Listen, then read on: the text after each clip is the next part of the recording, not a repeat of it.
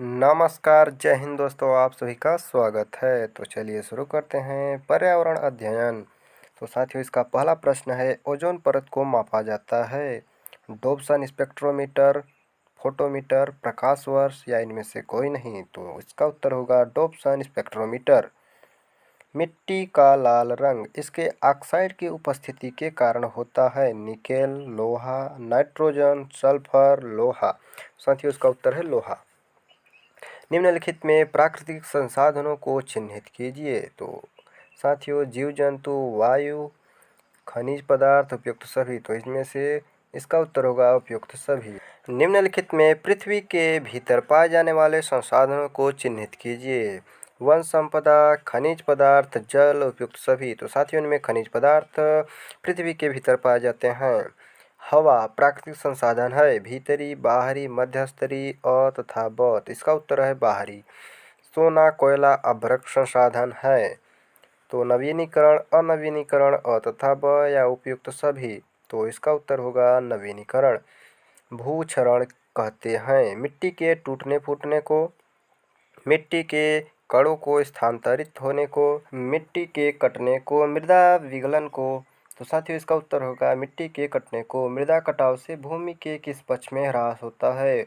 उर्वरता में, मृदा ताप में, मृदा आर्द्रता में, मृदा संरचना में।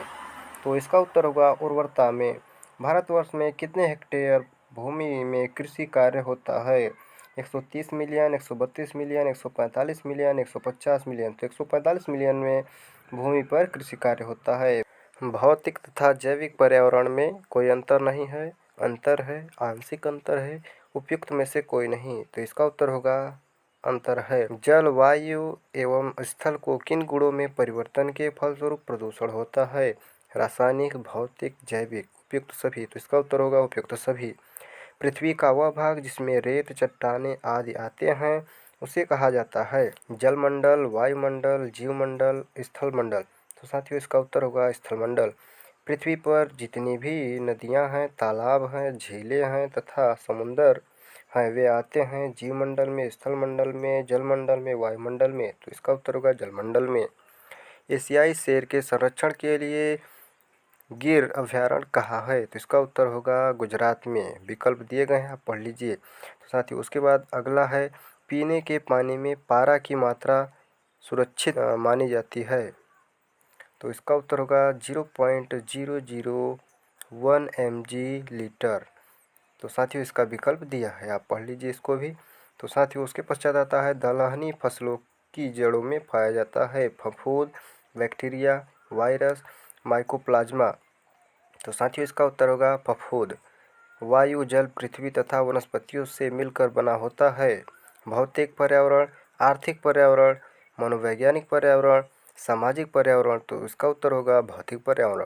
पर्यावरण में केवल भौतिक वस्तुएं होती हैं, केवल अभौतिक वस्तुएं होती हैं, अ एवं ब, और इनमें से कोई नहीं। तो इसका उत्तर होगा अ, ब दोनों। तो साथियों, उसके पश्चात अगला प्रश्न आता है, समय एवं स्थान में परिवर्तन होने पर पर्यावरण में भी परिवर्तन होता है, परिवर्तन नहीं होता है, कभी कभी परिवर्तन होता है, इनमें से कोई नहीं। तो साथियों, इसका उत्तर होगा परिवर्तन होता है। उसके पश्चात अगला प्रश्न आता है, मनुष्य को उन्नत एवं सभ्य बनाने के लिए क्या आवश्यक है? संस्कृति, भूमि, धन, बुद्धि। तो इसका उत्तर होगा संस्कृति। प्राणियों के जीवन और विकास को प्रभावित करती है, आमतौर से प्राकृतिक दशा, आर्थिक दशा, राजनीतिक दशा, सभी दशाएं। तो इसका उत्तर होगा प्राकृतिक दशाएं। उसके पश्चात विकास के प्रभावी पक्ष हैं हरित क्रांति एवं आत्मनिर्भरता, तकनीकी विकास, उपयुक्त दोनों, इनमें से कोई नहीं।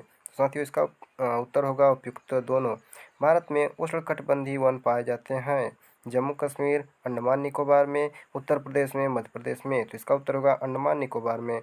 उसके पश्चात अगला प्रश्न है, वह समुदाय जो किसी निवासी स्थल में अनुकरण प्रारंभ करता है वह कहलाता है प्रारंभिक समुदाय, सेरल समुदाय, जैव जातीय समुदाय, इकोसियर समुदाय। तो इसका उत्तर होगा जैव जातीय समुदाय। उसके पश्चात अगला प्रश्न आता है, घासीय मैदान जहाँ कुछ पेड़ कहीं कहीं पर हों कहलाता है वर्षावन, सदाबहार वन, सवाना, पतझड़ वन। तो इसका उत्तर होगा सवाना। तो साथियों, मिलते हैं अगले वीडियो में। आज के लिए इतना ही। जय हिंद।